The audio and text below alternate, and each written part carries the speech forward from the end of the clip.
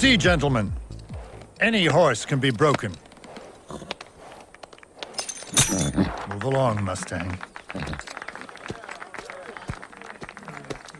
There are those in Washington who believe the West will never be settled. The Northern Pacific Railroad will never breach Nebraska. A hostile Lakota will never submit to Providence. And it is that manner of small thinking that would say this horse could never be broken. Discipline, time, and patience are the three great levelers.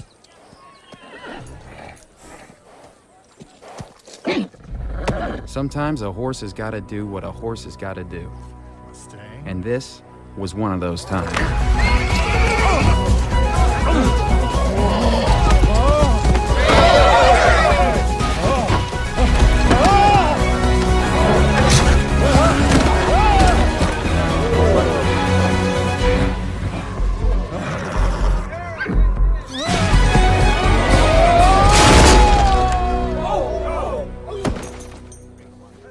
Welcome to Franchise Killer, a podcast where we pick movie franchises or wannabe franchises, review them film by film, and see where things went wrong. Or get off of my back!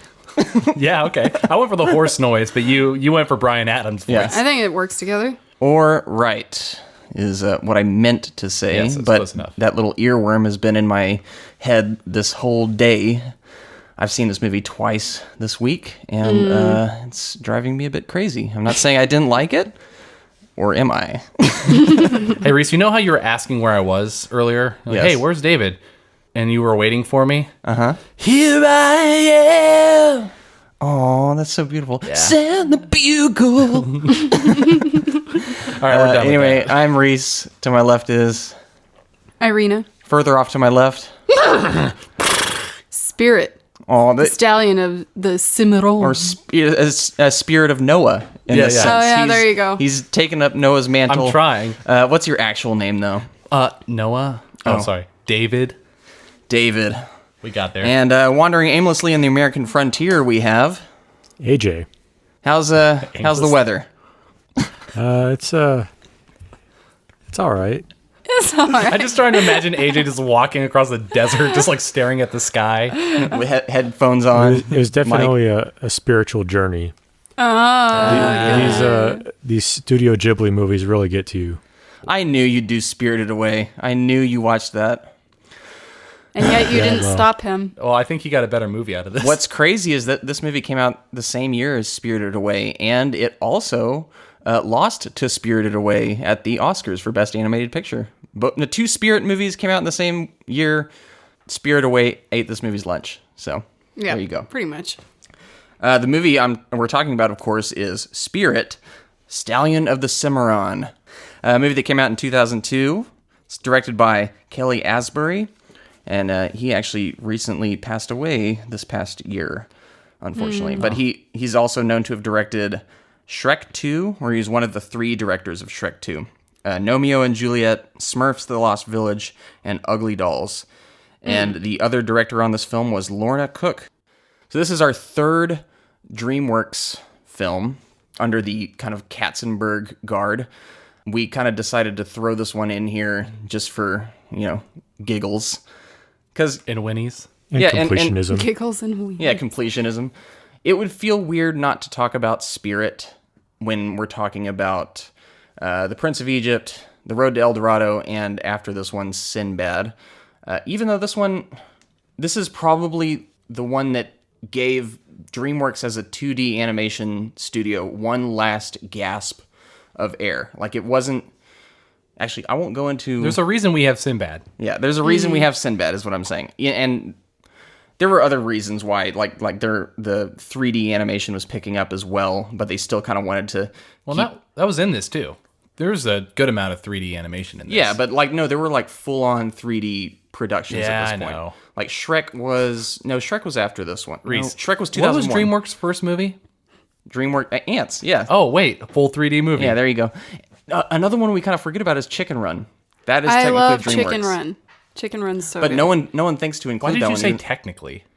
Well, it is. It's just DreamWorks. Yeah, but it just seems like an outlier for some reason. It seems like a Pixar and saying it's Disney. Yeah. Like technically Disney, but it's actually Pixar. Yeah. Anyway, back to Spirit, though. This one, there's going to be an interesting conversation because out of the 4 DreamWorks movies that we're discussing, this is the one that still kind of lives on as a franchise in quote-unquote Spirit.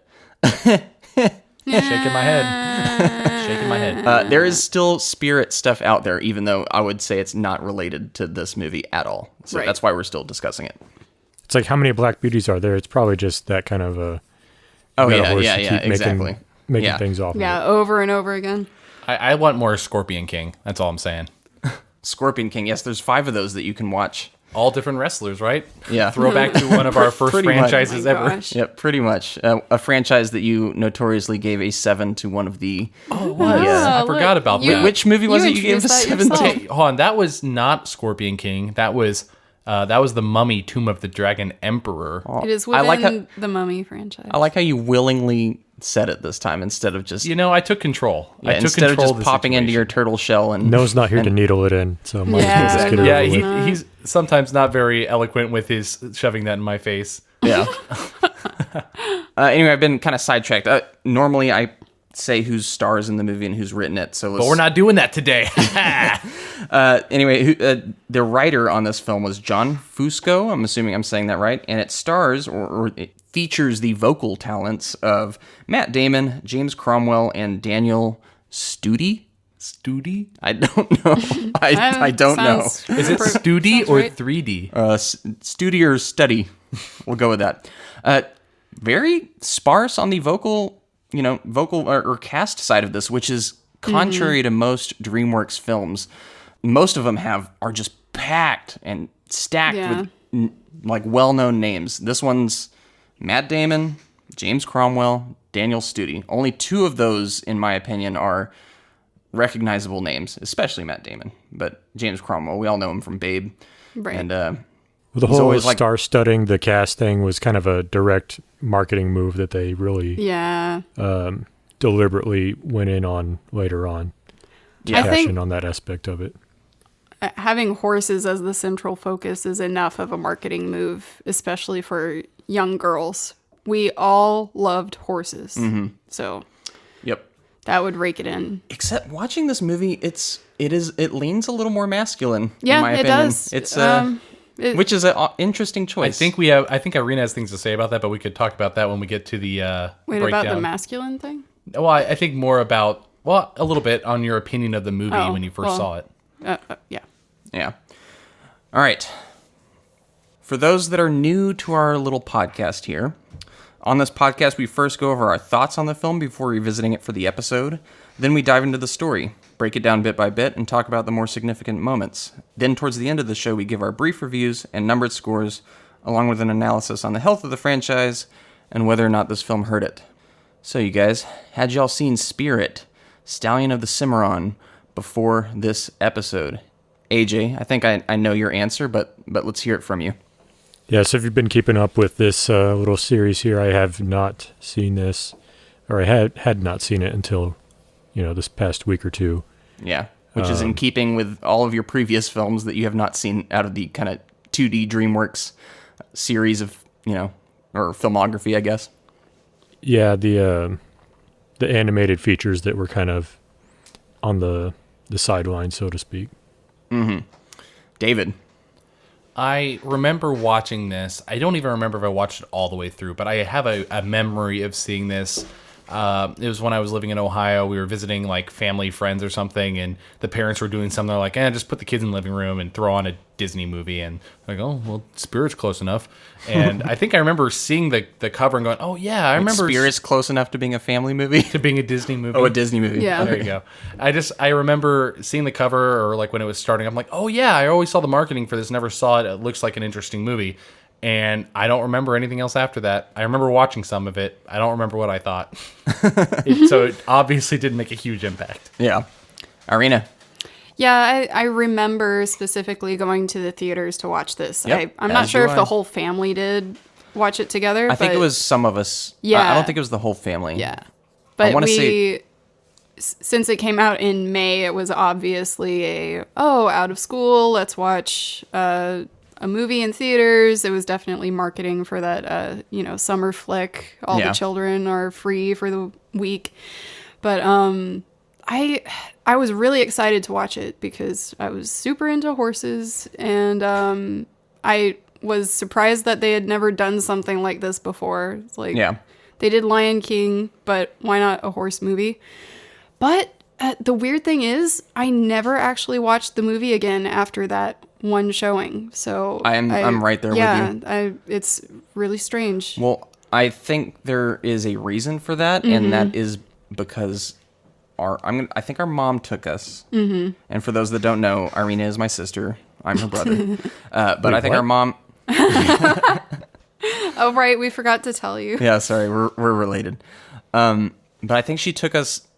I distinctly remember it being during the day, and it wasn't the whole family, and she didn't care for it. Oh, so you think thus, she was an influencing factor? Yeah. So thus, once it came out on DVD, when you inevitably buy a copy of it and then watch it until it's just burned into your skull, that did not happen because there was. Be it. Yeah. So I just think it wasn't good enough to make it into our our canon. Although I don't think I begged to get a copy. I didn't either. But my memory of this film was that I mildly enjoyed it. Like I kind of liked I liked Spirit. Now I know it's voiced by Matt Damon, so that now I can like distinctly hear it. It's Matt Damon. I don't ever remember it sounding like that. But Yeah. yeah, I remember. I was like, yeah, this movie's fine. Like I enjoyed it enough. I would have watched it again as a kid if we owned it. Yeah. But again, it's one of those films that just kind of like fades into the background, and then occasionally you'll see a reference to it, and it's like, oh yeah, that movie exists. Well, a lot of these movies we're covering kind of fit that book. Yeah, but some don't deserve to. Yeah, and that's why we're covering them. Yeah. David, before we get into this story, do you want to give us a quick call to action? I'm going to do my best. All right. Hey everybody, my name's David, and as you know, I'm the guy who does the call to action. And if you've been listening to us, you know that means I need you to get on your phone, get on to Apple Podcasts, and give us that 5-star review. If you have any comments, leave it on there. We like to read them. It makes us happy, and it also helps us in the ratings. So it's very, very helpful. And we also have an Instagram page where I constantly put up episodes that we're doing and fun facts every now and again. So yeah, follow us there and on Twitter. All right, let's get into that story.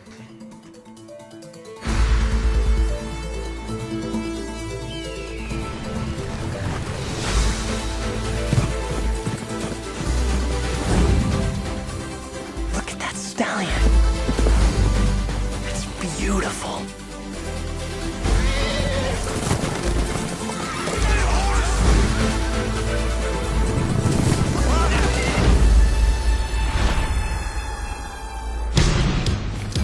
Induct this animal, Sergeant. He's a wild one. We'll see how wild he is when I'm done with him. Look out! Dreamworks Pictures presents a world that's never been seen and a spirit that can never be broken. You're in my heart, the only light that shines there in the dark. This summer, a new spirit is born.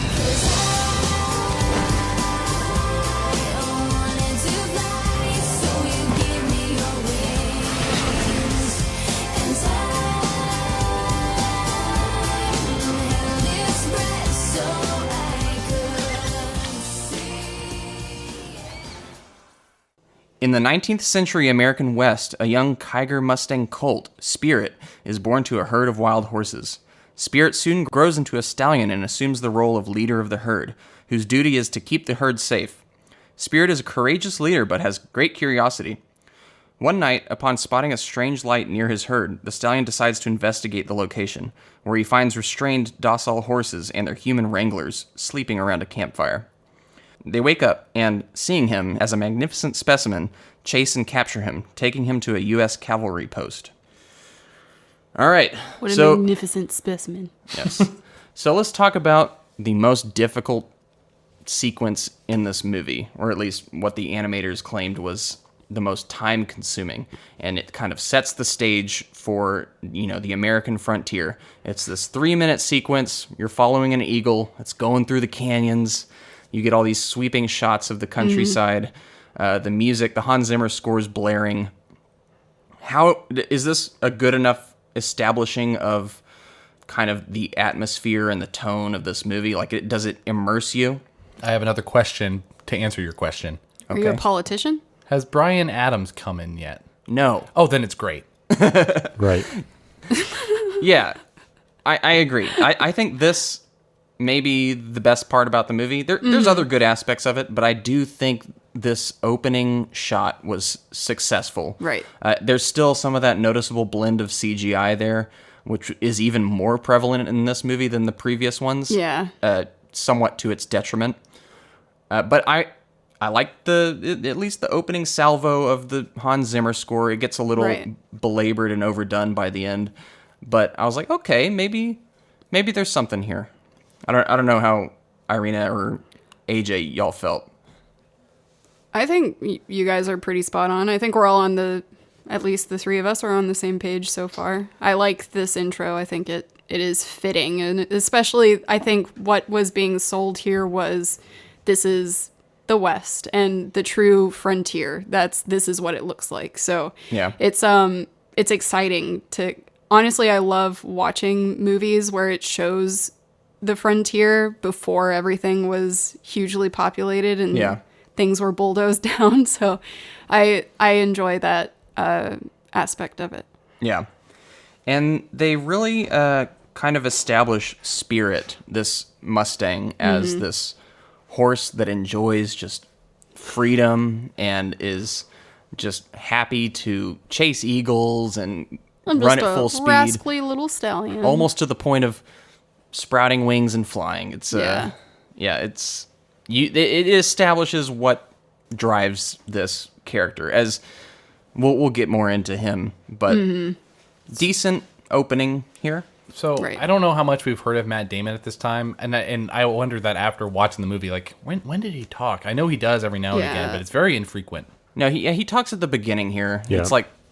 It's kind of like an inner dialogue, but speaking from the future, looking back on the past. Yeah. Like it seems like it's a voice from his voice from the future. Yeah, I guess. Well, it's weird that you say that though, because I was watching some of the. I don't even know what you'd call it. I don't know if it's like behind the scenes or the making of or whatever. Yeah, you can call it behind the scenes. I think they recorded a lot more dialogue. Like it was kind of not a last second decision because I think Katzenberg really wanted to not have dialogue, but they went ahead and recorded a lot of dialogue. Yeah. And it was in, the real sense. And I think it wasn't until after they took some of them that sounded more like the future tense and then use those for Matt Damon. So they cut a lot of Matt Damon's audio out. Yeah. Yeah. Which, this movie, I don't think it has a good balance of that inner monologue, I guess, whatever it is, and just the horse noises. I think they should have picked a lane. Like either make it a fully animated character that just talks like in Lion King, or just give it the inner monologue, but don't make it make horse noises. Yeah, go ahead.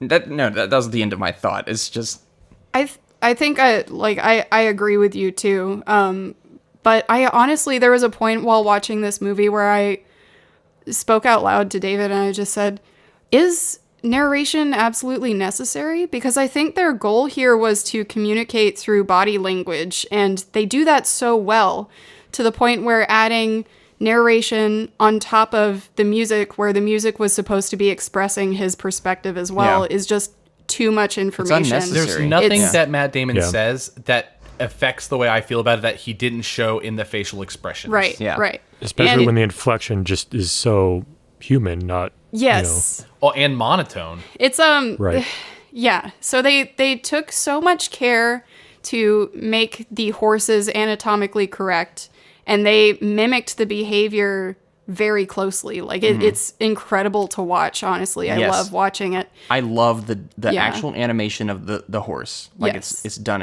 exceptionally well, and they somehow managed to make those eyebrows work in its favor, even though horses don't have eyebrows. Yeah. It's very Lion King, the kind of rendering of the face. Like that was Oh a my strong gosh, I comparison totally I had. see it. Yeah. But the point is, like, I'm not a huge fan of the narration.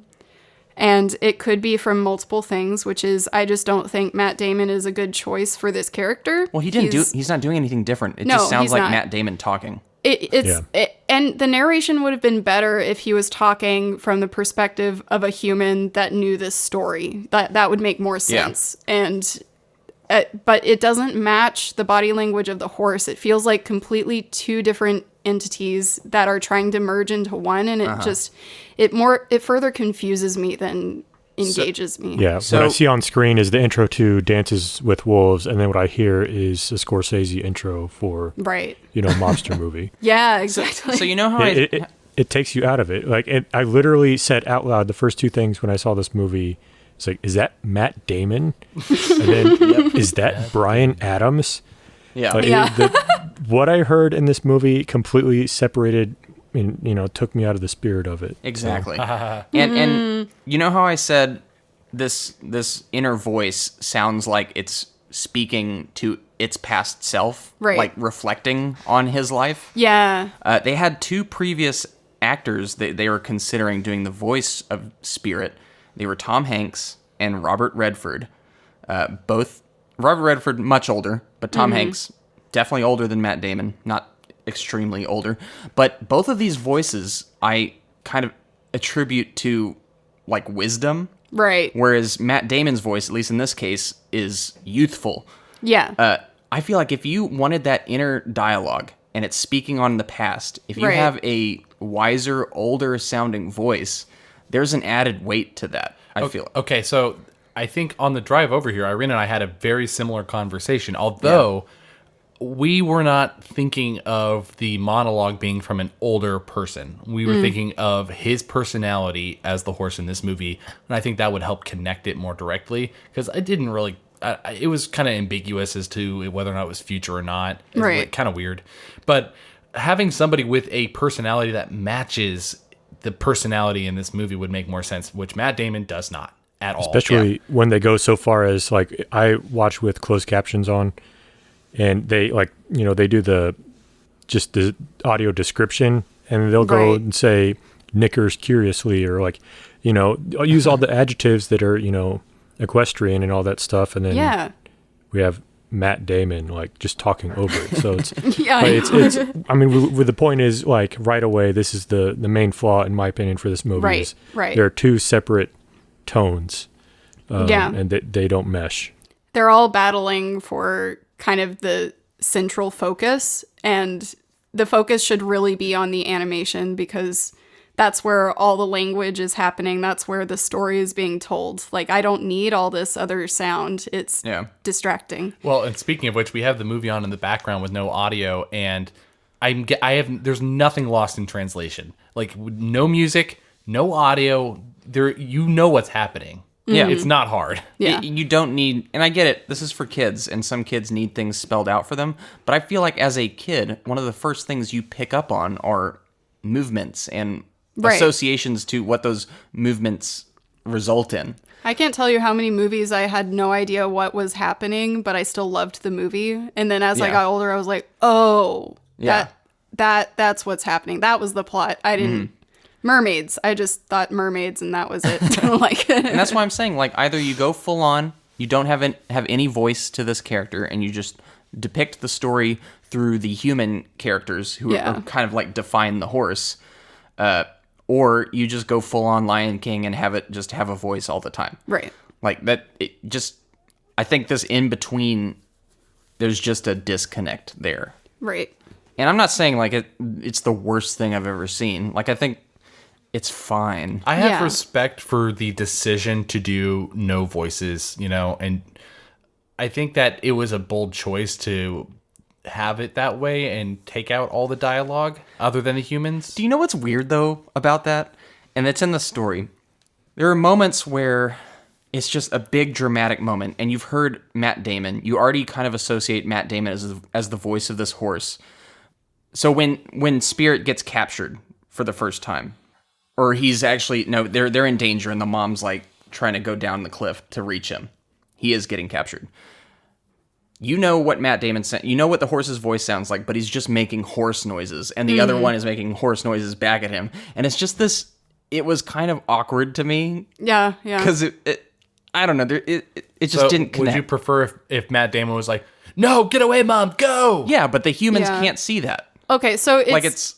I think what you're picking up on is the you mentioned it before, but the confusion of having a very anatomically correct horse doing human things. Yeah. And that's kind of what they're doing there, is like really continuing a human emotion or a human conversation, but kind of overlapped with horse noises. Yeah.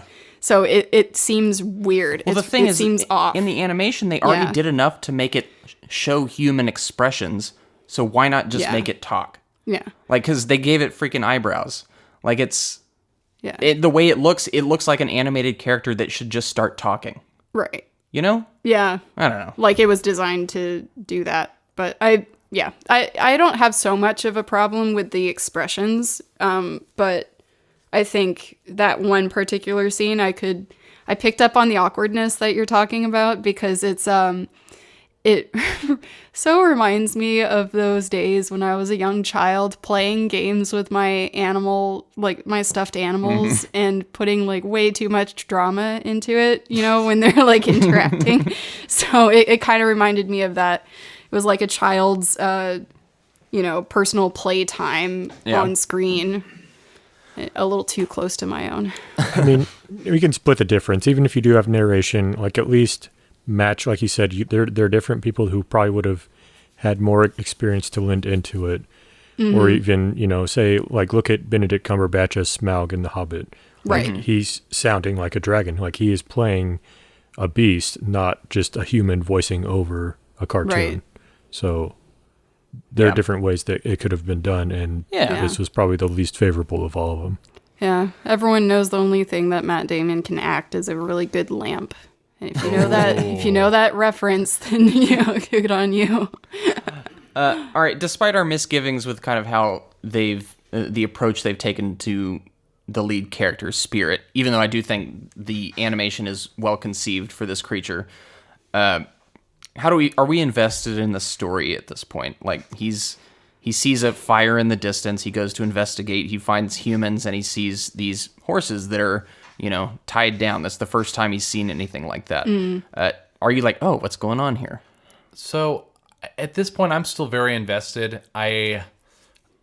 We've said a lot of kind of negative things about this movie, but in general, I was invested. I liked it. The animation was amazing. Yeah. And even the music wasn't bad in the beginning. So up until Bryan Adams comes in, I feel like I'm 100% on this movie. And even with Bryan Adams, there's just, I'm still there, but it just pulls you out. Right. Well, the problem with the Bryan Adams is it's not just his voice, which sounds very of that time. Right. But it's also just how literal the lyrics are. Yeah. It's just Yeah. spelling out It's a the little story. too much. Get off of my back. Yeah, it's like, okay, I get it. I get It's Yeah. funny too, because like seeing or having like Bryan Adams in this movie like sparked a Bader Meinhof phenomenon for me. Like, I watched another movie and I was like, a Bryan Adams song in that movie, and then another one. I was like, what happened? I don't remember Bryan Adams being this prominent.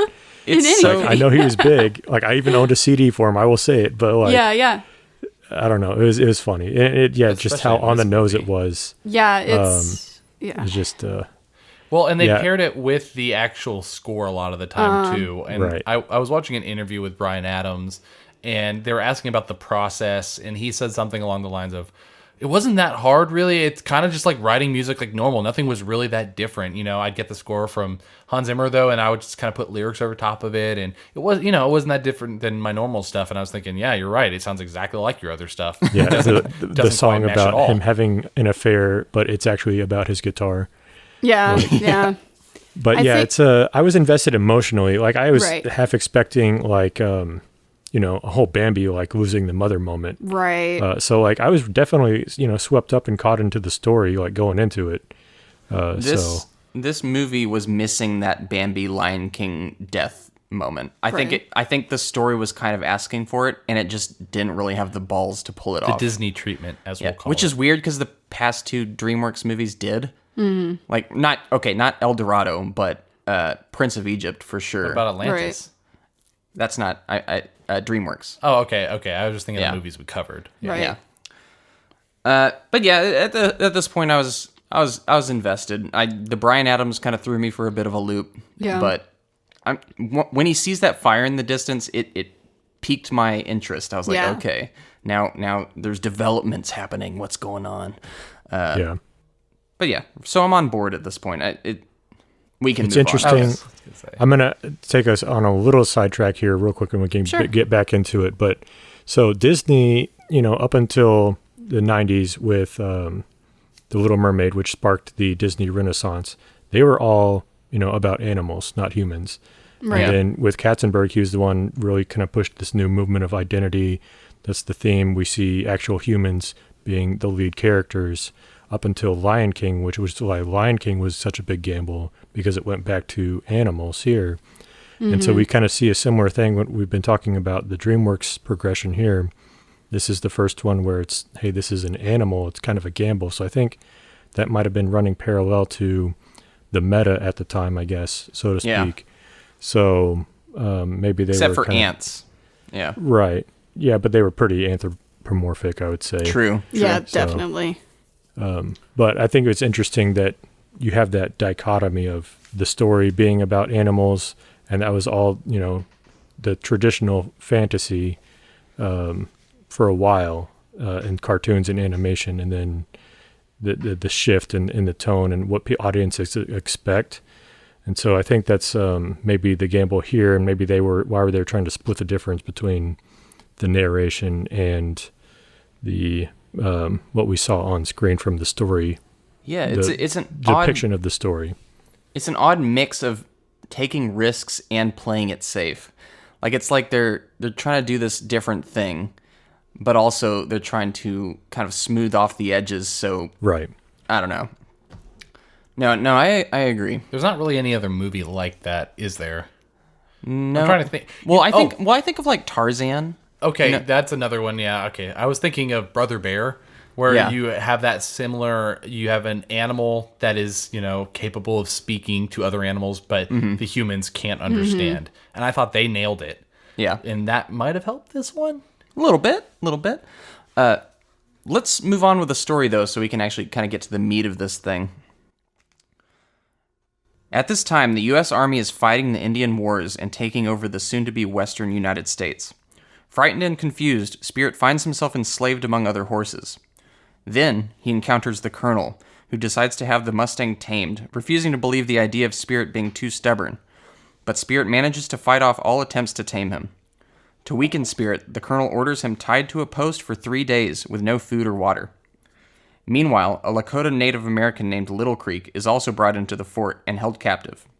Spirit is later supposedly broken in by the Colonel, who speaks his idea of how any wild horse can be tamed. However, Spirit gets a second wind and finally throws him off. Frustrated, the Colonel attempts to shoot him before Little Creek, who had freed himself from his bounds with a knife, saves Spirit from being shot as they, along with the rest of the horses, escape from the post. Little Creek's mare, Rain, meets them along with other natives who capture Spirit again. All right, so let's talk about the Colonel here, played by James Cromwell. I think this guy is strangely the most interesting thing about this movie. He is set up as your main big bad, your villain, but ultimately kind of results in, the outcome of his character is not what you would typically expect from a film like this. Yeah, I mean, this point in the movie is actually one of my favorites. Yeah. If you subtract the score. Yeah, the song. I think story-wise, it's very strong, and I do like what they did with the character. You get to see more personality with the horse. You get to see him interact. Spirit, you mean? You're talking about Spirit? Yeah, or, with or Spirit. The Colonel. Yeah, Spirit. And then, but Colonel as well. I think that he has a lot of personality compared to a lot of these other lackeys that are just like, oh, get the horse, I guess. I just love can't do it. James Cromwell's voice. It's a good voice cast. It's a good voice cast for him. He works really well here. Yeah, but we are kind of we see both sides here. I think this part of the story was good for me as well. I enjoy this section again, subtracting the song. that whole part when the song kicks in though, it has the same energy as that scene from Shrek where he's just throwing people around in the mud pit. Yep. Like I was just like, oh, about my reputation. Yep. It was definitely a DreamWorks thing that they were just, we got to have this scene. Well, it's slightly different though because in Shrek, the dynamic's completely different. A common thing in that movie, and the whole music thing is weird because this whole movie was Bryan Adams. There's like 12 songs, which is insane. But then you have things like, other movies with contemporary music like Pulp Fiction or, any other DreamWorks movie really like Shrek, but it doesn't go overboard with it like this one does. It's completely different. It goes to the point where it feels like overcompensating, like there's almost this uncomfortability with their subject matter, like they need something else, like a star-studded cast. We need Bryan Adams singing music. We need all these things in it so we can get people in the seats, but it's more distracting, and I think we'll go back to that issue overall where it's just a complete tonal change, and they've set something up in a very different way, and to have it cut through like a knife with Bryan Adams, blaring some score, it's it just doesn't feel in it. And the same thing with Matt Damon. Matt Damon reflects what I feel about Bryan Adams' music. They just don't feel connected to the actual story. Yeah, so the animation in this and all of these scenes have a very like down to earth feel. Like they're played out exactly. Seriously almost. It's beautiful too. Yeah, and it's really well animated, and there's a lot of attention to like micro movements and stuff like that. And then just to have that, the distraction of the score, I can't tell you how much it just pulls you out of, I'm not saying this movie is realistic, but it is going for a little more authenticity than your typical animated film. What this feels like is the result of, say a production from, you've got engineering team on developing one thing, and then you have marketing, and you have PR, and then you have, accounting, and everybody's on their own page. No one's, interoperating between departments. Everybody's got walls between them. Right. And then you get exactly. an end product that's kind of disjointed. One person had this vision, another person had this vision. That's what this movie feels like in the end. And I feel like, Irina, like you said, it gets butts in seats if you put, Bryan Adams in. That gets the adults to come see the movie. Kids are going to come see a cartoon about a horse no matter what. So I think, unfortunately, this is the product of that. There's a lot of business made about selling these soundtracks that just live on through eternity because like people still listen to the Tarzan, the Lion King. Love the music, love the songs. That just always lives on. So they're probably just kind of like, we got to have this soundtrack that signature just thing.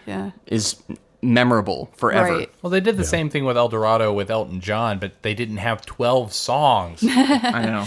I'm sorry. And also, I expect Western sounding music out of this movie. Do we get it? Even with the score, do we get any of that? Well, about that, this was actually originally going to be, the songs were going to be done by Garth Brooks. I'm not a huge country fan, but if you're going to do something like this, I'd be down. Yeah. So they were at least originally going for a more Western style of music. Right. But didn't get it.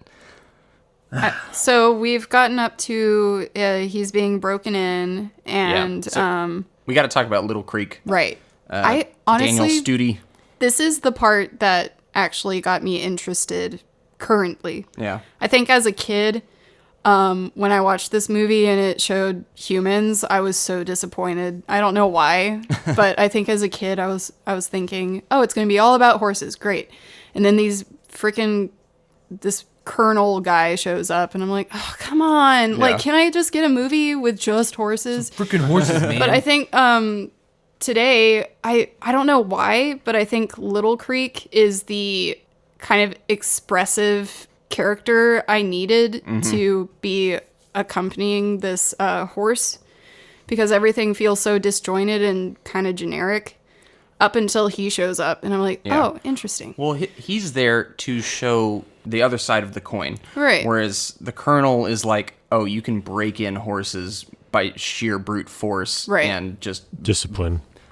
and discipline. And the Little Creek is like, you can tame a horse through kindness and Right. just understanding it, looking into its eyes and seeing that it is The soul of spirit. Yeah. exactly. But yeah, I think that's what it needed, though, for this scene, for him to kind of get out of there, because all you have right now is, I want to be free, there's opposition. But then with Little Creek added to the mix, he's a little more complicated.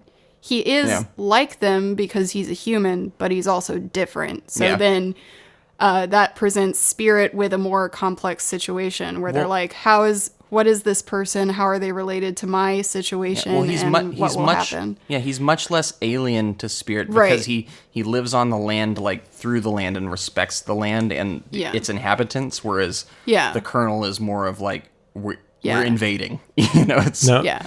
here's the question I have is how much can you relate to a horse? I guess, seeing this through an adult's eyes is different than through a child's eyes. So Right. it's kind of a hard question to address because of the target audience is obviously for children here.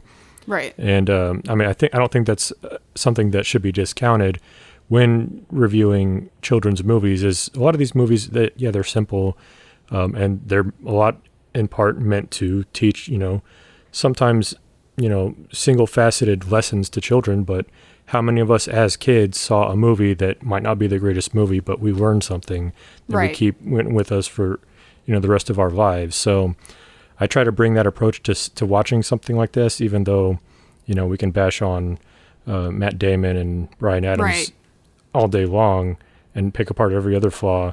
I struggle, and I'm trying to keep myself accountable to see it through a child's eyes, trying to find the lesson in that, where you have the simplistic approach of the freedom versus the, I guess the tyrant, so to speak, the breaking of the West and the natives and that kind of thing. So I don't know. It's interesting to try to reframe your perspective, but I also would have liked to see, as an adult, trying to relate to the humans a little bit more. And I didn't quite relate to Little Creek. I wanted to actually see more of the Colonel, and instead of him being the bad guy in the end, just kind of maybe the Colonel could have learned something and changed himself.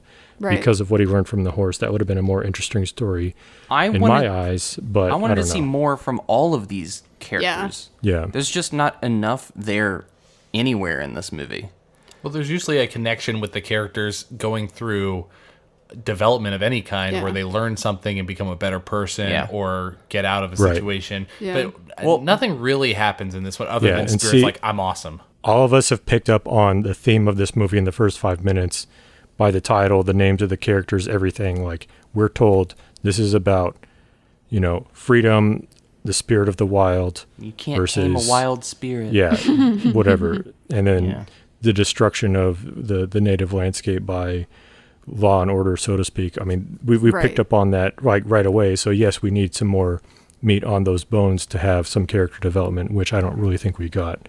And then the twist at the end with the Colonel, there's a lot of incongruity there too. So I don't know. That's where all the visuals and the prettiness of it, it's fun to watch, I guess, once and see it. But at the end of the day, like, what did you get out of it? Right. It's, I totally agree with that too. And to, call attention to the animation as well.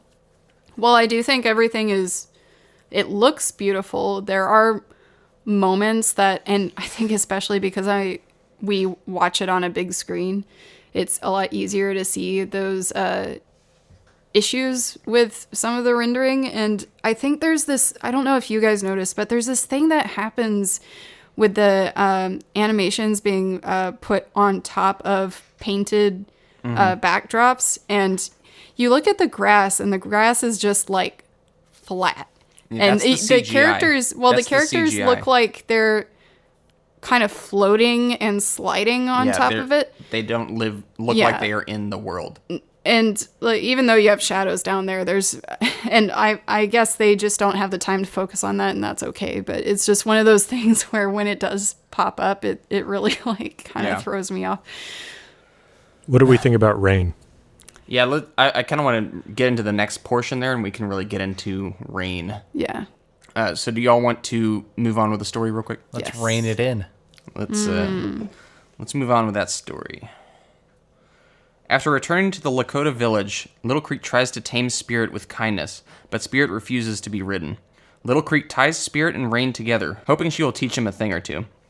When Spirit tries to leave, she insists on staying, then shows him her world. Spirit begins to warm up to Little Creek and falls in love with Rain. At the end of their time together, Little Creek tries again to ride him, but Spirit is still unwilling. He then decides that Spirit will never be tamed and frees him.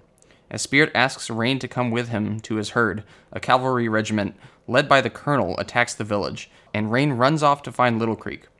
During the vicious battle, the colonel tries to shoot Little Creek, but Spirit runs into the colonel and his horse, deflecting the shot and saving Little Creek's life. However, Rain is shot by the colonel, knocking her into the river. Spirit dives into the river to try to rescue Rain, but is unsuccessful, and they both plummet over a waterfall.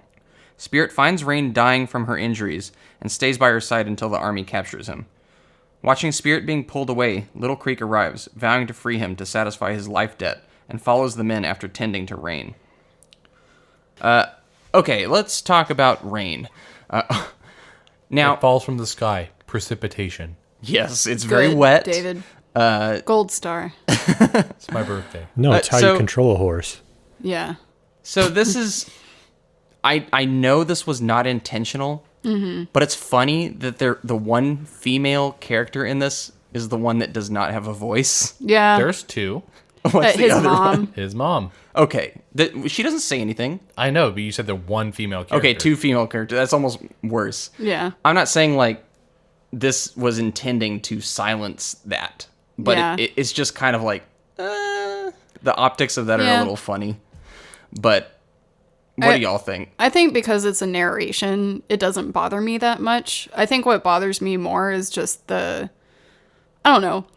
Spirit is a little bit annoying at times where I don't know why it was that scene where she first shows up. He's like, ooh, a pretty mare. But as soon as she's standoffish, he's like, ugh, I hate Rain. She's super annoying.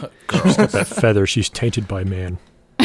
Yeah, exactly. Yeah, it's a weird thing of exchange of ownership there. I guess it could be a whole other topic, but I don't know. I didn't really pick up on that because they were horses, so I didn't really care. Also, this quote-unquote romance was so, like, half-assed, in my opinion. This is, like, literally the Simba-Nala scene where, you know... Can you? Yes. tied together They and were tripping trying each to other. do that. And I never got it. Like, yeah, they share an apple, and then they, like, swim in a circle in the river. Okay, And it's- okay. I think it was more that she's the advocate for Yeah. the humans being good, Right. or they can be good, Right. and so it's She's kind like of the like medium. it's making Spirit say, okay, not all Right. humans are bad. If she trusts them, then I guess I can. Yeah. Like that was her full, purpose, really. Yeah, she does have a function. Well, I I believe the romance. I felt it. I understood it. I did They're not feel animals, it you guys. At all. They're animals. Yeah. One, I would love one the- pro tip: do not put a male and a female in the same pen together. You just don't do that. I would love to see at the end of this montage just the cut to like this really visceral horse sex. Just like Whoa. whoa. I've seen Anatomically enough of that. correct. Unbridled passion. Yes. Spirit. Unbridled passion. No, I get her function in the story. And one of my issues with this movie, among the many issues I have, is that it's doing this thing where it's... And movies are successful doing this, mind you. But it's like a series of vignettes that Spirit is experiencing in his life Yeah. that's supposed to, like, create his whole character. Yeah. But my problem is there's not enough vignettes. Like, Right. there's not enough there. Like, Yeah. Or he goes interconnected to, like... tissue. Yeah, like there's, there's like, three- scenes that are like touching, like him hugging Little Creek, like that's touching, but then like nothing connects it to something else. Yeah, Right. and I needed at least two more like big moments that really define this character because he's Right. he's still kind of like white bread to me and not Yeah. really clearly defined as a character Yeah. other than like he just wants to be free. Like that's what else is Spirit? It's like you Yeah. like archetypes in a story, but archetypes work on big pictures where there's a lot of moving pieces working together Right. Yeah. for a big overall goal. This is, you have like 3 one-dimensional archetypes that I guess kind of overlap a little bit. Yeah. I think that it's really interesting because there's usually when narration is involved, it's to express a large passing of time, you know, and kind of focusing on highlights of that time. These highlights don't seem like big enough highlights in my mind. Yeah. And it would have been nice to have a little more journeying before we got to the end. Almost sort of like a Huckleberry Finn, Tom Sawyer feeling to this, which is Americana, basically. And I would have liked to have a little more of that journey. And I Yeah. think it would have built him as a character, or at least you get to see that journey through, I guess, the perspective of a horse, you know? Well, you would expect, like, he goes through some traumatic stuff. Right. But you really don't see, like, how it is changing him, or as you said, like, building this character. It's just like, yeah, he got through that, and Got now a he's going to haircut. get through this. You got a haircut. There's the point where he thinks that Rain is dead, and then it breaks his spirit. Yeah, but then the spirit comes back, and he's back to where he Being was. spirit again. Yeah. Well, I think there's also this. He kind of. Maybe we're getting ahead of ourselves. I'll wait. That's fine. It was going to be a comment about later things. We can quickly talk about like the attack on the village and the whole river sequence and all this. Like from a simply cinematic standpoint, I thought it was engaging. Right. Like it's a good, well executed action sequence. I was impressed with the water animation. Yeah, the water looked good. On paper, it's working. Like this movie's propulsive enough. I'm not bored at this point. I'm just worried at like. I'm looking at the time, how much is left in the movie, and I'm like, I really don't have much of an emotional investment in this character or what's happening to him. Sure, that's a well executed action sequence. Okay, I wasn't even like that worried about Rain or anyone dying. I was just like, Right. I know where this is going. It's Right. fine. But like, strictly from a technical standpoint, it looked good. I don't know if y'all have any differing opinions. The whole from that. movie technically is amazing if you take it from a cinematic standpoint. Yeah. Yeah, except some of that aged CGI, which I'm not even gonna lie. I watched this movie. I didn't see anything that was super glaring. I thought it was more egregious than El Dorado last week. I Like, don't know about that. I think there's a lot more terrain that is blurry CGI terrain. Like it's less in the actual animations of the characters, but anytime horses are running along the plains or through the pastures, the ground in which they were running on did not look real to me. Maybe that's more important to me because, I think it's- yeah. Texture mapping really and the shadow mapping Yeah. in particular makes them seem like they're not on the same, I guess, canvas, so to speak. Right. Right. But I thought they were more, I guess, removal from reality in El Dorado, as much as I love that story, than this. Right. This overall blended well for me. Right. Okay, fair enough.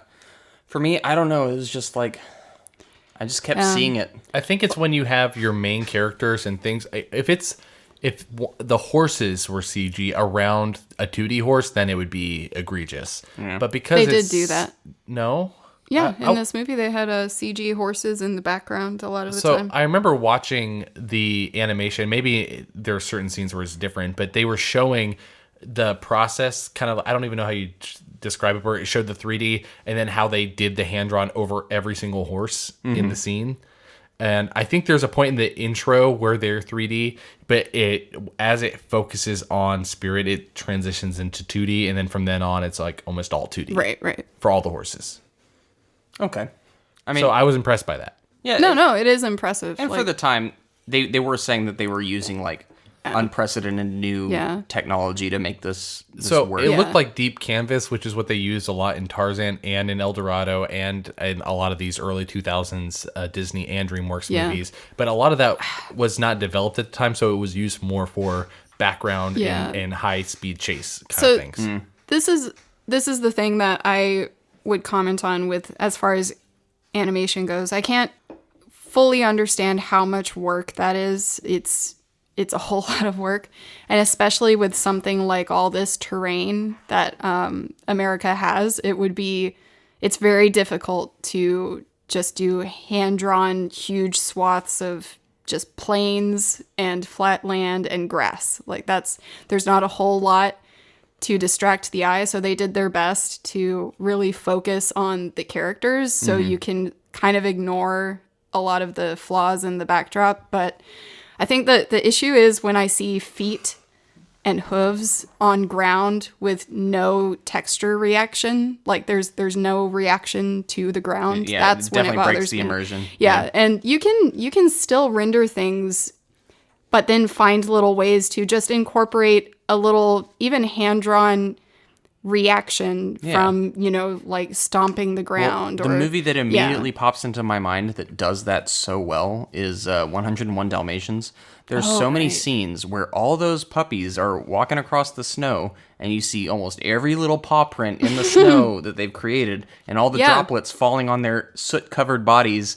Like, the world is a part of the character. Yeah. That was true 2D. Well, you're right. Even like the old Don Bluth stuff and like the rescuers, like they had to overcome, obstacles in technology as well, and use new technology and like rotoscoping and stuff, and all that stuff still blends because I think it's kind of similar to the practical effect versus CG effect. It's they're taking an active hand in making sure that it's blended, whereas this is like we're using the technology to, make it cool and modern, and maybe that human element is sidelined, I guess. So Yeah.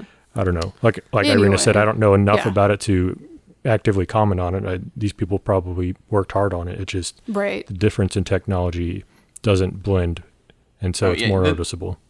There's definitely a lot of work that went into this movie. I'm not trying to discredit the animators or any of that. I'm just there's just certain No, I'm pretty sure you aspects of said it all the animators need to be fired. That's exactly what you said. 19 late years for in that. the past. Oh, sorry about that, guys. Most of them are retired by now. I think what you see though are sometimes like even animators have their shortcuts, and like it's nice to have them, especially with that kind of workload, but that's the risk you run because over time it becomes more noticeable. So if you don't put work into those details, then it's going to bother you. But in all fairness, when things look really good, the poor and less successful attempts are more noticeable. So yes, definitely. All right, let's finish off the story here. Spirit is loaded onto a train and taken to a work site on the Transcontinental Railroad, where he is put to work pulling a steam locomotive. Realizing that the train will infringe on his homeland, Spirit breaks free from the sledge and breaks the chains holding the other horses. They escape, and the locomotive falls off its wooden sledge and rolls down the hill, chasing Spirit back to the work site. The locomotive demolishes 2 wooden storage sheds and then slams into another locomotive, causing a massive explosion that sets the forest ablaze. Spirit attempts to escape the fire, but is trapped when the chain around his neck snags on a fallen tree. Little Creek appears in time and saves Spirit, and together they jump into a river to escape the flames. The next morning, the Colonel and his men find Spirit in Little Creek. Spirit allows Little Creek to ride him, and a chase ensues through the Grand Canyon. Eventually, they are trapped by a gorge. Little Creek gives up, but Spirit manages to successfully leap across the canyon. Spirit's move amazes the Colonel. He humbly accepts defeat and stops his men from shooting the two, and allows Spirit and Little Creek to leave. Spirit returns to the rebuilt Lakota village with Little Creek and finds Rain nursed back to health. Little Creek decides to name Spirit the spirit who could not be broken, and sets him and Rain free. After saying goodbye to Little Creek, the 2 horses return to Spirit's homeland and eventually find Spirit's herd, where he joyfully reunites with his mother. The eagle from the beginning, that had been seen at various points throughout the story, reappears and flies upwards into horse-shaped clouds. Really? Yeah. No, it's a kid's movie. All right. Let's talk about the epic finale to the Spirit film. What do we think about the whole? He's not imprisoned, or he's captured again. He's put on the train. escapes the train, big CGI train collapse sequence, explosion. Directed Thoughts? by Michael Bay. Look how Yeah, these other tamed horses are just like, what are you doing? You're crazy. Like they're just so indifferent to the goings on of this one other Mustang. Right. Except for when he gets out and everyone gets super excited. They're like, yeah, he did it. Yeah, go, Spirit. You know what, AJ? Those other horses don't have spirit. Okay. They're already branded. One of the moments that happens on this train ride when he's defeated, basically, he's recognized by the other horses, I guess. It's like, oh, hey, look, it's Spirit, that guy that, broke himself out that one time. Hey, you're a hero. Kind of like that was the that was the dialogue that I imagined was happening. But They always he's have all those like, scenes. I don't do that anymore or whatever. Or, My I spirit's lost been my girlfriend, broken. something like that. But it's just such a weird scene to not have any narration at all for, and just let him stare out a window to a Bryan Adams song, or not a window, where's but Matt Damon slits. there? Yeah, it's the points that they chose to narrate are odd in my mind. And then But close up on him snorting and right, but this scene reminded me of a comment you made, David, where what were you saying their previous intent for this film was? I mean, are you talking about like the... Like they had a lot of Matt Damon recordings of No, the I'm- storyboard for what yeah, they were the originally going to storyboard. do? So it sounded like, I mean, they had a couple different options before this actual story was going to happen, if that's what you're talking about. I think originally one of the storyboards was to focus on World War II. Yeah. And he was going to be a horse that was centered around that, and he gets trapped in mines and helps horses out that way. And I think it was called the Schindler's Horse or something like that. And then they realized, wow, this It was is... called the No, Schindler's but Horse. on tests when they did No, it's kind of like a audience- little tonally, nickname. that's how Yeah, it was. yeah. That's Okay. that's what people. Well, it's like called that's it. the project name. No, not- no, that's what people called it when they did the testing. They had audience testing. They kind of grew the name Okay. Schindler's Horse. Oh, and they're okay. like, it's kind of cool in a sardonic way, but it's not quite what we're going for. Yeah. And so they kind of shifted course there. Anyway, this scene reminded me of that comment you made because I think that being on a train in a wintry setting just seemed very strongly, I don't know. World War II. Yeah, going to the very Holocaust strongly camps, World yeah. War II in my mind. It's the Yeah, cold it- industrialization versus the freedom of the Right. wild. Right. This is also where I think the movie would have benefited from a death, as much as it hurts me to say that. Maybe it needed another character that they could kill off. I'm not necessarily saying Little Creek or Rain needed to die. Right. I'm not saying that Spirit's mom had to die for him to bring back a new woman into the grouping, Yeah. the they harem, definitely- whatever you call it. The They harem. definitely glossed over it because, I mean, you have the cavalry come in and invade the Lakota camp and, Right. burn it down and everything and just like kind of just like forget about it. And then at the end, after the big jump over the canyon, they just look back and meet eyes and kind of nod and acknowledge each other, even though this guy's a terrible person who massacred, people. Right. Dude, seriously. It's like, I respect your spirit. Well, I was so confused by that because like he humbly accepts that Spirit got the best of him or whatever Yeah, it was, I and don't I'm know. like, You're no, all you're right, kind of a kid. douche. Yeah. Yeah. Like you're a bad person. I don't know. I kind of liked that subversion where it's like you expect him to just kicking and screaming So- come at Spirit to the very end, but he is like a insanely evil guy in other scenes. So but what- Not insanely evil. He's just a soldier who is They, used to. I think they were trying to put, three different kinds of character in one person, and it was just all over Right. the place. Like, I can definitely see where Yeah. they were going from in the beginning and the end, but in the middle, they lost that character along the way. So, like I said before, it's just the incongruities don't really mesh together at all. Yeah. Yeah, and maybe it could have benefited from just more time spent with him. As we said, that's one of Yeah. our issues. The Colonel needs more screen time. Like we Right. kind of get a sense of who he is at the camp when he's first like breaking in Spirit, but past that, you don't get much of him at all. But we also get the overtones of, the, I guess, political message, for lack of a better word, of, the trauma of the West and massacring of the Colonialism. native. Yeah. Right. And then so like you have the embodiment of that versus, the embodiment of the freedom of the wild and everything like that. And so one is definitely supposed to be a negative person who is, like we saw the beginning of, at least, them burning down and assumingly, is that a word? Anyway, killing people, like that was implied. Right. And then at the end, it's like, oh, we just respect each other. I didn't follow that. There was a real, I agree.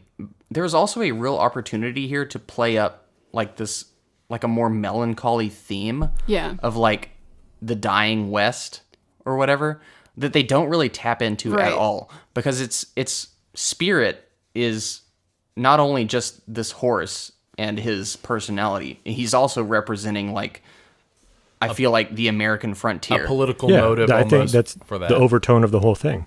Yeah, and they don't harp on that enough. They don't hit it hard enough. Where it's like subtle, okay? No, but I want very in your face, like, but they don't draw the proper connections that would have made it fully fleshed out. They're just like, oh yeah, we'll throw the buzzwords in there, you get the idea, and then we'll just show you some vignettes. Yeah. I would have liked to see like this movie was asking for, and I'm not saying The Lone Ranger is a good movie, but there were aspects of The Lone Ranger that I liked where it was told from a more, like a 20 years, 30 years later. And it's like looking back on this time where like, spirits could still roam free or there's a freedom to the West. And you could have played off like, given it this nostalgic kind of melancholy feel, and it's not there. But the movie kind of wants you to think that with just the perspective in which Matt Damon is, narrating this story. Right. I don't know. Yeah, and even the title, the spirit or the Stallion of the Cimarron referring to the wild, etymologically, that's what, the Seminole tribe got their name.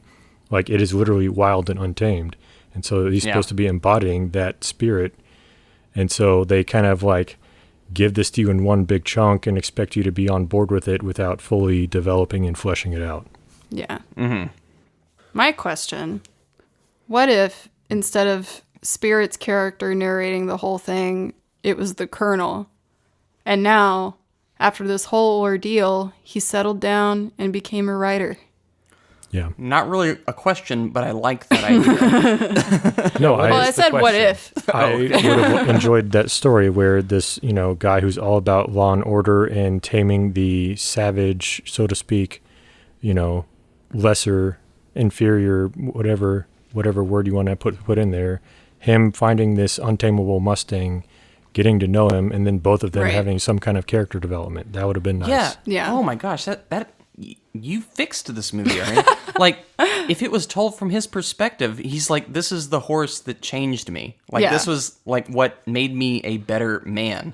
Like, and that Colonel, Theodore Roosevelt. I mean, that is kind of Dances with Wolves a little bit, but yeah. So what? So I mean, it's a good movie. That's not a negative thing. No, I think Avatar did. Another thing this could have done was, I think they have very few characters, and the fact that you run into them almost all the time kind of diminishes just how grand and large the West is. Mm-hmm. So if he had ended that sequence with Rain and Little Creek to move on to a new place with new people, I think that would have been more engaging, where like each segment, like you don't see those characters again. Yeah. You move on to something else. And then maybe the one character that you always see showing up is the Colonel, because it's like, oh, that is the force that, never goes away, sort of a thing. Yeah. Like, I think, I don't know. You can't always have the happy ending, although this is a children's movie. I just, I think that would have made for a more engaging story. You can have both. And I'm going to go back to like Lion King again. Yeah. Like, that is the ultimate example of a crowd-pleasing family movie that the youngest of children can watch, but it also has heavier themes and bad things happen in that movie, and it doesn't shy away from them. You can have that in your kids' movie. Yeah. It doesn't have to be just like the Simba sunshine and literally daisies. is with his dead dad for like 2.5 minutes. Yeah, It's, but David, what if Bryan Adams sang along to it? Daddy, come back. I want you back. I wouldn't really have the same sort of vibe to it, would it? No. So this is a children's movie. So what lesson is this trying to teach children? Or if this is an allegory? If you want to be free, you should be allowed to be free. Just be free, man. I biggest think- stretch I can do is like be strong in your own identity and persevere, and you'll succeed. Yeah. You see, my interpretation of this film was Native Americans are misjudged, and basically the colonial people were evil. F colonialism. Yeah, all but of them. as a kid, what does that teach you? Yeah, that's what I thought. I was like, How do you oh, extrapolate from that? invaders were bad. Yeah. What are kids aren't going to get that, though. All horses should be free. There you go. I guess it's also kind of an environmental thing as well. No, you're aiming too high, man. You're aiming too high. Well, as Well, a kid, no. what are you getting out of this? No, that is true. It's like, this locomotive. This is a object of evil. I could see that. Yeah, it's all dark and menacing. A bunch of horses are slaving away to pull it. Yeah. It's yeah, almost a I get it. naturalism thing. Okay, so it's like, it's better when you don't have technology. Yeah. Yeah, just live by the That's earth, what we've man. broken it down to. There are themes, but then it's like, what, and you distill this down to one thing. What is the story you're trying to tell? Instead of Yeah. just having an exposition of some character who is enslaved or trapped and then becomes free again. What is what is the story you're telling? And I really don't know with this movie. It's William Wallace, man. William Wallace. Freedom. Freedom. Freedom is good. That's it. That's all. No, I mean, that's it. That's Freedom is literally good. it. I think it's it's like, let the wild be wild, which technically horses aren't wild. Did you know that? They're feral. Well, Mustangs. Because they're they're Mustangs in descended. particular. Yeah, they're descended Didn't know that. from domesticated horses. And a lot of people thought that horses came over to the United States. Technically, in their early forms, they were from North America or the Americas, and then they traveled to South America and across to Europe and Asia. And then they became extinct in America and then remigrated back through the Spanish explorers. That's weird. And then, started roaming Found their out way here home. in If the you would United like to States subscribe again. to Horse Facts, subscribe to our Patreon. Did you It's know really that cool. ponies are not young horses? They are actually fully grown. I didn't know that. All right, with that little factoid there. Yeah, you're Let's welcome. close out the story. Clydesdales. Am I right? Big horses. All right, we're going to take a quick break, and on the other end, we're going to talk about Spirit, the franchise. Oh, yeah. We'll get into our reviews, talk about some box office, talk about what critics thought, and if there is a future for Spirit. We'll see y'all then.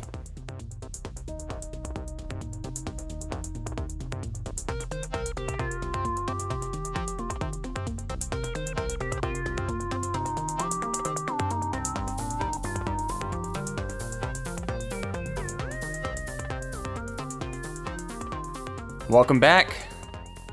Let's talk Spirit, Stallion of the Cimarron. David, give me another nay.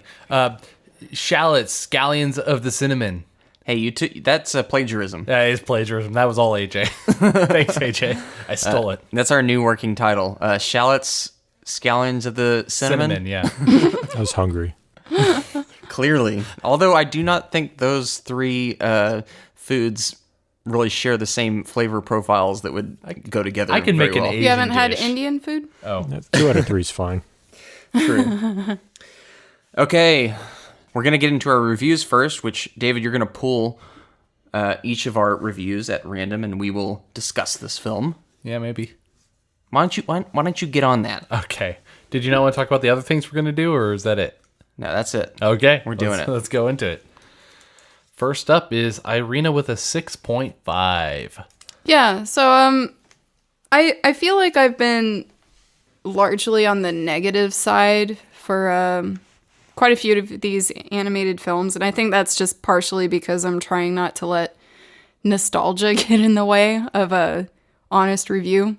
6.5 though, I think is being pretty generous here, and there's a lot to this movie that was done really, really well, and I couldn't stop looking at the anatomy of the horses, and it brought me back to when I just was completely in love with the musculature of horses and just fascinated by the way they move, essentially, like the rippling of the muscles and everything, and they were able to capture that in a manner that was very satisfying to watch. So I think the animators for all these, the central horses in particular, just did a really, really good job, as well as a lot of the scenery was beautiful. So I don't really have any problems with the animation. Most of my problem was just the directorial choice of trying to incorporate more than it needed. And there's something about the simplicity of just enjoying nature that doesn't require outside noise like Bryan Adams singing or, you know, just a lot of narration. Hey, you have Hans Zimmer. Yeah, Something even Hans we haven't Zimmer, even talked about much. Honestly, Hans Zimmer was kind of lacking on this. There wasn't anything super signature to this film. I can't really remember the themes. Can you guys? It's a decent score. It's not one of his best, but I think it gets by. 6.5 out of 10. Yeah. I'm just so used to him coming out with some bangers, and this one is kind of forgettable. But I think the story is told so well through animation that everything else kind of pales in my mind, and in fact distracts from where I feel the actual artwork is. So I'm gonna give 6.5, and all of that is thanks to the animation, and the rest is yikes. All right. Next up, Reese with a 5.5. And I'm going to hold fast on that. And this is coming from someone who has been surprised by how much I enjoyed the previous two Dreamworks movies that we covered, Prince of Egypt and The Road to El Dorado. More surprised by The Road to El Dorado because I was like, I thought that movie would age poorly, and I ended up still really enjoying it. This movie just, I can't quite pinpoint what's wrong with it. Because on paper, it's fine. Like, the execution of this is pretty admirable. And I think from a technological standpoint, it really does succeed. But there's so many just slight issues with the movie that pile up over time to the point where it just breaks it. For one, like the casting of Matt Damon as the voice of this horse, and not just the casting of him, but when they decide to implement that narration, it's just like at all the wrong moments. Also, the failure to really decide on like what type of movie this is. Like, right. There's you could either take it in the more animated, give all the animal characters voices approach, which they didn't do. Or you could go in the other direction where it's like they literally don't ever speak at all. And this one kind of occupies this middle ground where it's like, yeah, we really want you to know what all the characters are thinking through this inner monologue or this looking back on the past like narration. And also through all of these Bryan Adams songs that are just really thrown in your face that are, you know, hitting home like what the point of this movie is. It's just like, it shows a lack of confidence in the source material to the point where they have to just spell everything out to you. Was there source material? Sorry, no, not source material. Lack of faith in the script or their story to begin with, which I think is very bare bones in terms of just what actually happens in this movie. And as I said throughout our story summary, I think this movie, if they were going to, they were going for this like series of vignettes that really define the character of Spirit, but there are not enough vignettes, and within these vignettes that you do get in this movie, not enough of them define or change Spirit in a meaningful way. So the Spirit at the beginning of the movie is essentially the same Spirit at the end of the movie. It's like, okay, he's running free at the beginning, he's running free at the end. Like, I don't know if he learned anything. Like, he had some traumatic experiences, but like at the end of the day, he's just running through the pasture again. Now he's got rain on his arm, but other than that, it's like, what happened? What did we learn, really? I don't know. So based off that, I can't really give this movie much more than a 5.5 because it just didn't. I didn't really like it. It didn't connect. Yeah. And Bryan Adams, go away, dude. Like, come on. All right, AJ with a 5. So everything's been said that I want to say, so I'll just second it. Art, great. Story, not really there. And narration was definitely the wrong approach. And I'll just kind of go back to what I said earlier, is this felt like a product of multiple departments working on something very hard but never talking to each other, or having an oversight position that is tying people together to the same common goal. So what we definitely got good bits and pieces. They just didn't connect together well or mesh. And so that's unfortunate. And I'm also trying to put myself in the shoes of a child watching this movie, because I don't have the advantage of nostalgia seeing this movie.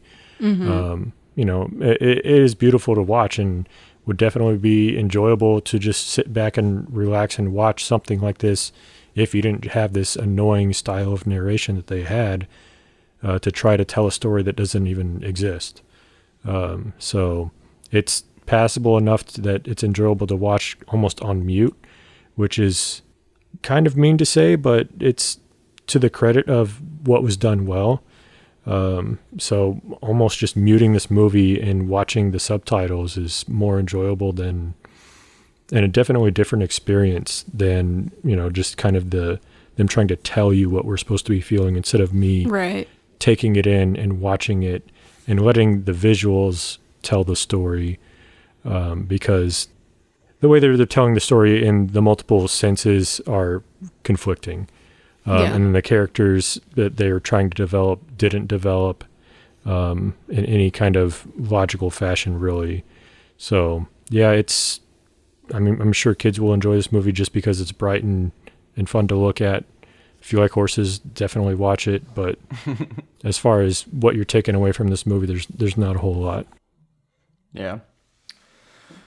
All right, David with a 6. I think we're all in a very similar camp on this one.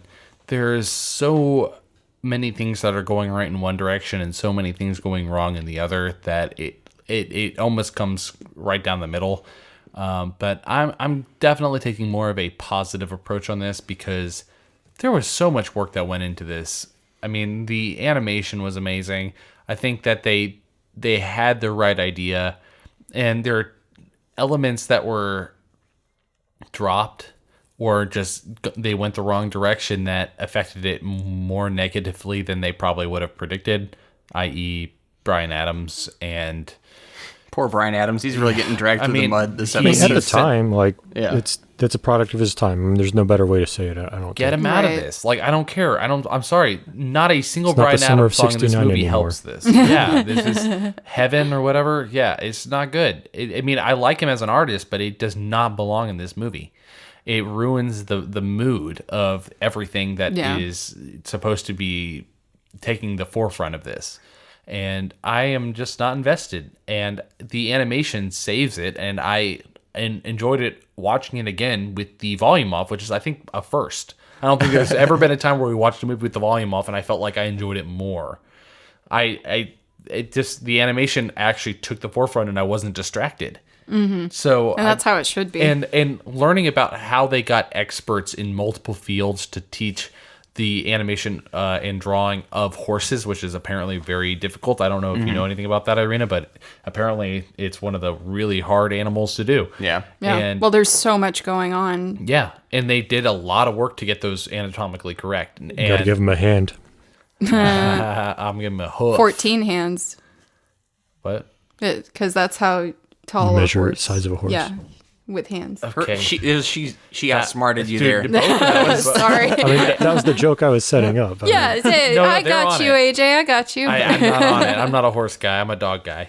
And, I think I've spoken my piece. I think a 6 is similar to what Irina said, giving it graciously. I think that it's more than probably what it deserves, but there are a lot of people who are going to get more out of this than us, I think. Yeah. And they deserve to hear at least some positivity. And Yeah. there will be people who enjoy this movie a lot. Marina scored this higher than you. So. Yeah, I I did. have a point, but it's very similar.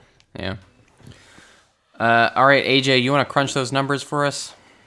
got a 5.8 average for the group sans Noah, which ties it with Now You See Me and puts it below King Arthur 2004 and above Ocean's 12.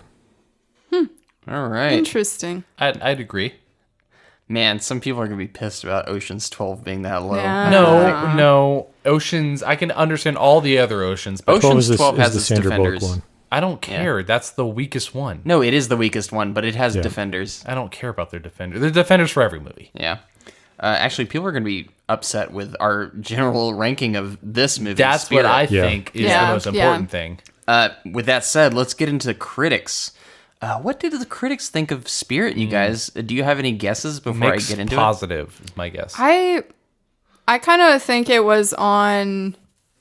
I think it was generally positive. Not like stellar, but I think it was pretty positive. it? Yeah, Arena, you're on the money. On Rotten Tomatoes, this movie has a 70% with an audience score of 77%. On Metacritic, it has a 52, which is its sole mixed score of the collection here. But the audience score fights back with an 8.1 out of 10. And on IMDb, this movie has a 7.2. So positive reviews overall. There's one mixed general consensus there, but it is mostly positive, although not overwhelmingly positive. Mm-hmm. Let's get into that box office. This movie cost $80 million, and to give you an idea, this was $15 million less than their last hand-drawn animated feature, The Road to El Dorado. So it was a little cheaper. It came out on May 24th, 2002, and opened against the films Insomnia and Enough. But also, this is the big kicker, also playing in the theater at the time was Star Wars Episode 2, Attack of the Clones, and Spider-Man, the first one. I would guess that it was largely overshadowed because those were huge family. Spider-Man? pulls. Spider-Man was in May? Yes. Why would I think it was like June or July? No, May 24th. That's when this all went down. So, based off that information, what do you guys think this did worldwide? What do y'all guys? What do y'all got? Well, it is a, Western. Yeah. What do y'all guys think this movie? What do y'all No. what do y'all ranch hands think? I feel like what's that guy? The guy in the Quentin Tarantino films, Walter Goggins. Walter That's what it Goggins, yeah. sounded like to me. Okay, what do you guys think this movie did worldwide at the box office way back in 2002? What's the budget? I already told you that, David. I wasn't listening. 80 million, 15 million less than The Road to El Dorado. El Dorado. I'm going to start with you, AJ. With Spider-Man in the picture, that takes it down quite a bit, I think. Probably 150. 150 worldwide. Is that exactly what you were thinking, David? No. Like the second he looks, said it. He looks down with a disappointed, guilty... No. The second I was wasn't doing what the I was math in my thinking. head, and then he said it, and I was like, oh. What do you got, David? 145. Suck it, 145? AJ. Arena. I don't know. 160. Let's do it. 160. Whatever. Okay, David benefited from that standoff there. This movie has a worldwide total of 122 million. So not great. Not great based off that 80 million budget. Yeah. Now, mind you, back in the time, there was less money spent on marketing during this time. Not enough to make this a movie that made its money back. Right. But it wasn't a outright disaster. It was. It did better than El Dorado did. The Road to El Dorado is like almost a notoriously bad bomb. Like El Dorado cost 95 million, made like 50 million or something like that. This one, at least, it went over its budget. It made some money back. It did well domestically. It grossed something like 72 million in the U.S., but overseas it just completely crumbled. It's not very often that you have a movie that does well critically but doesn't do great in the box office. It's interesting. Especially when it's like a family movie that you would think like, oh yeah, this will stick around for a long time. I bet and keep making Smurfs money. did better than this. Smurfs probably did do better than this, but I don't have those. Sad thing. I don't have that data on. All right, hold on. But Reese hasn't looked it up. We're playing. But that was the an old established box IP. office game. Reese, what do you think the Smurfs made? There's multiple Smurfs movies. There's the ones that are like The Neil Patrick Harris. that. I think that one did pretty well. I'm gonna say it had a 45 million opening, did 120 domestically, 300 million worldwide. I'm gonna say that. That's my guess. All right, I'm going to try to fact check you on this one because you're normally the person who is left out of this. So what did you say was the domestic? I said 45 million, and then 120 million domestically and 300 million worldwide. This can't be right. No, what is it? All right, It was a 3D era, wasn't it? Yeah, Yeah, I think so. It was opening pretty weekend high, I'm sure. was like 35 400 million. almost. Okay. But it said that the domestic box office 142, international 421, with the worldwide of 563. Okay, so I was off, but I wasn't like ridiculously off. Okay, I'll take that. That's fine. That's not one of that movie wasn't one of my main focuses. I No, knew that it was like a moderate I was trying success. to throw you off. Yeah, I knew it was a moderate success, but yeah. That's pretty big, actually. Okay, so disappointing box office. You'd think, yeah, Spirit is dead. Like they're not gonna try this thing again, right? Right? Wrong. Right? Well, kind of right and kind of wrong. So bad box office, but fast forward to 15 years later, and we have a TV show funded by Netflix called Spirit Riding Free. Honestly, I think that would be good for a TV show format. Yeah, well, I tried to watch this thing just to get an idea for what it was. Oh, was it and terrible? let me tell you, it is not good. Real bad. I won't say that's real too bad. bad. It's definitely very much made for kids. Like it's You got to something. put the blinders on. Yeah, I don't think it's like something that makes me cringe. Right. Like, it's just very cheaply made, and it's very, very. But kids are centered like towards horses. Sign me up. This isn't a family thing. This is directly targeted at like 5-year-olds. Right. Doesn't really carry over much of what was from the Spirit movie. In fact, it's not even in the same continuity. I think it's just inspired by and based off of Taking the concept and just kind of running with various things that happen in the frontier. Which I think still qualifies Spirit, the movie we Yeah. just talked about, as a franchise that is technically dead.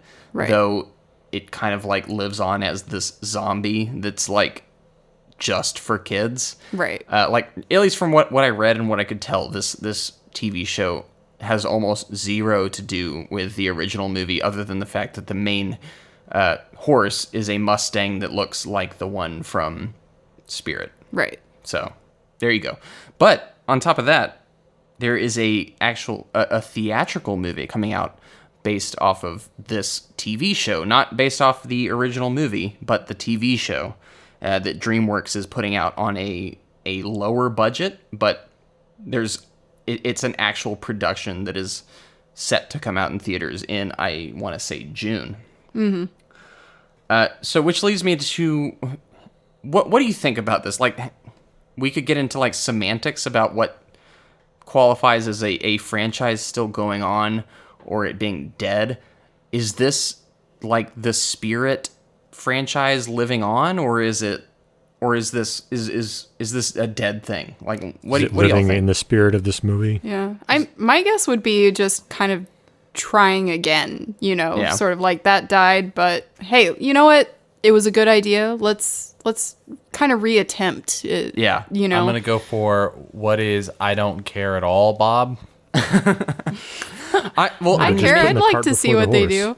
do. Yeah, I'm mainly trying to go into like, is this still a franchise? Like, or is it not? Because it Right. looks like it's completely rebranded, and it's barely carried over anything from the original. It's not a franchise. Yeah. So you think That's like my line. it ended at Stallion or wow, This isn't the Stallion. same movie. Stallion. It's different. Yeah, Spirit Stallion. I can't even talk. Spirit Stallion. There you go. Are the Scorpion Kings that came out connected to the original Mummy series? Oh, those were like straight to DVD almost. Yeah, so. and who in the TV series for Netflix that came out 15 years later isn't in that vein? I think this counts because it's taking the same concept or at least name of this horse and deciding let's just breathe new life through it, because Yeah. it's been long enough. I think the audiences could do with something that seems like a restart and they're not connected to the first entirely. Well, my impression watching this TV show, which I watched like 5 minutes of, I would put it on the level of like a Dora the Explorer. Yeah. Where it's like, it's not even really, there's no like grand narrative. It's more just like Episodic. Hey, here's this horse story of the day. Yeah. Whatever. No, Look, I get it. So I know what you mean. The spirit we know from this movie is dead. I'm gonna say dead franchise where you're never seeing a continuation of the story that we reviewed today. Matt Damon's Not coming Matt back. Damon's Spirit. Yeah.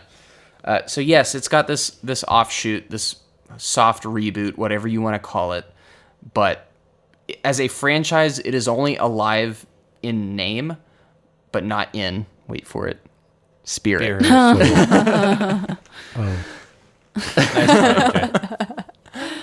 All right. So honorable, dishonorable death. Obviously, this is an honorable death. Yeah. For those listeners that don't know, at the end of a franchise, we generally give a movie an honorable or dishonorable death. Honorable meaning that it left or it ended on its own terms and came to a satisfying conclusion, or a dishonorable death meaning that it left open-ended, asking for a sequel that it never got. So I think I'm going to put words in y'all's mouth. This one ended honorably, even though we weren't completely satisfied with the movie. Agreed. Yep. Yeah, I mean, they completed a full story. I didn't wonder where he was going afterward. Yeah. You, AJ, are we all in agreement here? Yeah, I mean, you can't have a question unanswered if you don't ask a question, so. True. Arena, agreed? Agreed. All right, let me grab the gavel. Bam. Honorable death. Spirit. And so ends our episode. Oh, that was a good one. Yeah, well, next week, are you ready for this? We're talking about Sinbad, Legend of the Seven Seas. This is the movie that closes out the pantheon of DreamWorks hand-drawn 2D animation. hand-drawn 2D animated movies, although there's a lot of 3D incorporated in these films. This is the one that kind of killed it for DreamWorks. It was this is the big like this whole time we've kind of been talking about each of these one-offs as their own potential franchise starters, but this is mainly the overarching like DreamWorks as a hand-drawn animation studio story and how that comes to an end. So we're kind of telling there's two things going on here. And this is the one that, yes, Sinbad wanted sequels, but didn't get them. But also, it killed a total medium that DreamWorks was operating with at the same time. So it's the real franchise killer here. Sinbad, Legend of the Oopsie Daisies. Nice. They messed up. Oopsie Daisies. All right, Why am I on here? Next week, Sinbad, Legend of the Seven Seas. That's what it's called, right? Sure. Is that what it's called? I think it is. Yep. Okay. I've noticed all of these DreamWorks movies have subtitles that are like, I can't quite remember. Well, the thing is, like, that it could have just been Sinbad, Spirit. Like, why? I don't know. no, For Spirit. some reason, my brain just automatically cut out the subtext. You know? Yeah. It's just Spirit or Sinbad. The That's it. subtitles. Also confirmed Sinbad, Legend of the Seven Seas. Legend of the Seven Seas. There you Oh, go. yeah, there you go. Yeah. All right. Goodbye, you guys. Sometimes a horse has got to do what a horse has got to do.